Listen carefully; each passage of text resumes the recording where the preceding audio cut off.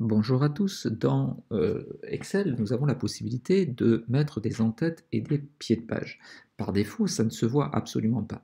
C'est-à-dire qu'ici, on ne voit que la feuille de travail.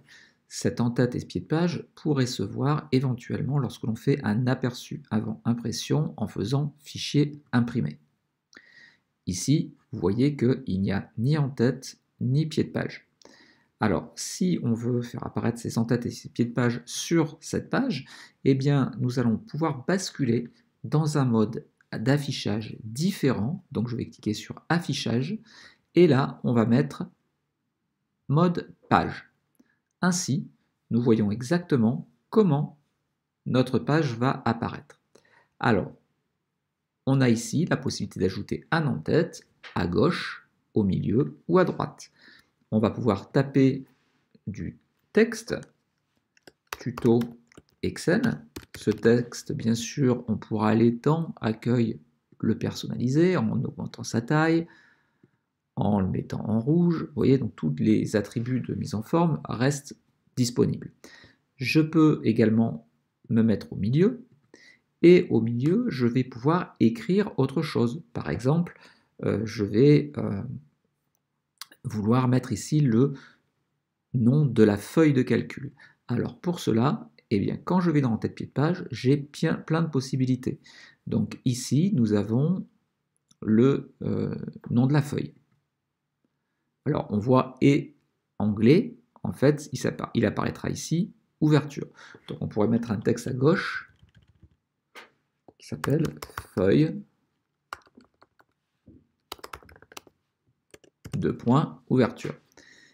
Et puis à droite, on va avoir la possibilité de mettre par exemple un numéro de page, ce qui pourrait être assez sympa. Donc je reviens dans tête pied de page, je clique sur la partie droite et on va rajouter le numéro de page.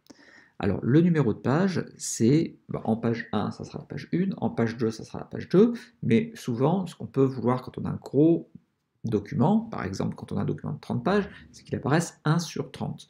Donc ce que l'on fera, ce sera et page, slash, et là on a un autre petit document qui s'appelle nombre de pages. Ce que je viens de vous expliquer, voilà, donc vous voyez 1 sur 2. Ce que je viens de vous expliquer au niveau de l'en-tête, eh bien on va pouvoir le répéter au niveau du pied de page. Par exemple, on pourrait mettre le chemin d'accès, c'est-à-dire comment je fais à partir de la racine de mon disque dur pour aller retrouver ce fichier.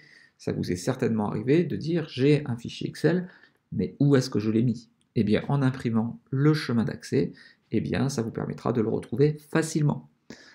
Parmi les autres options courantes, on pourrait par exemple mettre la date actuelle. Ainsi, le jour où vous imprimez, eh bien, il y aura la date du jour qui apparaîtra. Ça vous permet comme ça de comparer différentes versions. On peut y rajouter l'heure si vous faites plusieurs impressions par jour. Voilà, donc ces petits boutons vous permettent vraiment de rajouter des choses intéressantes. On a aussi la possibilité de rajouter une image. Par exemple, je vais rajouter le logo d'Aix-Marseille Université que je vais insérer.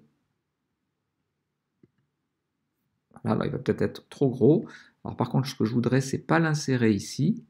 Donc je vais le couper et je vais le recoller ici. Voilà. Alors,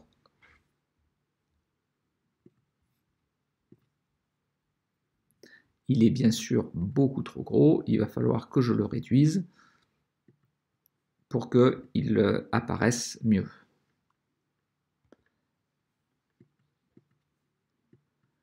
Donc bien entendu, vous avez compris qu'il fallait mettre une image plus petite.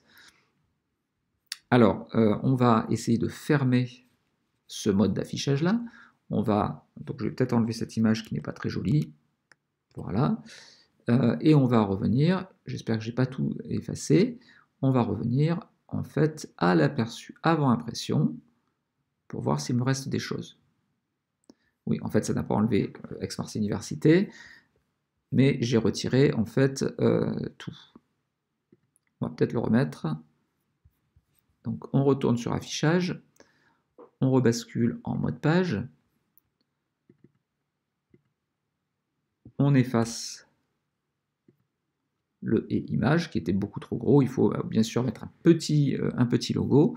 Et on revient en affichage normal pour retrouver votre tableau normalement. Mais bien entendu, tout se trouve conservé, puisque si je vais dans Fichier imprimé, eh bien, je retrouve les en-têtes que j'ai mis et le pied de page. Vous voyez, il est présent sur chacune des pages. J'espère que cette vidéo vous a plu. Si c'est le cas, eh bien, n'oubliez pas de la liker. Pensez aussi à vous abonner à la chaîne si vous n'avez pas encore fait. Et bien entendu, placez quelques petits commentaires si vous pensez que des éléments importants concernant l'en-tête et le pied de page auraient dû être dits et que je n'ai pas indiqué. À très bientôt.